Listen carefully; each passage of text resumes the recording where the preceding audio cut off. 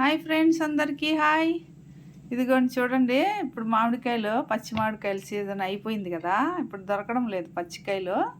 మొన్న ఊరికి పోయి మా ఆడబిడ్డల తోటలో వీక్కొచ్చినాము. ఇవి ఇంకా అయిపోవచ్చినాయి చూడండి. ఇది కూడా కొంచెం లైట్గా ఎల్లో వచ్చేస్తుంది. ఇవి కొంచెం స్టోర్ చేసి పెట్టుకున్నాము. ఎట్లా చేసి పెట్టుకున్నామో చూసేద్దాం రండి. మళ్ళీ ఎప్పుడైనా సాంబార్లోకి, ఫిష్ కర్రీలోకి వేసుకోవచ్చు.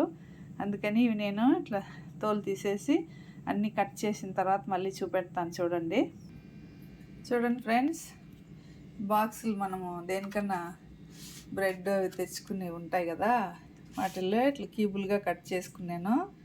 గట్టిగానే ఉన్నాయి ముక్కలు, కాకపోతే ఎల్లోగా తిరిగిపోయినాయి. ఇవి మనము ఇప్పుడు డీప్ ఫ్రిడ్జ్లో పెట్టేద్దాము.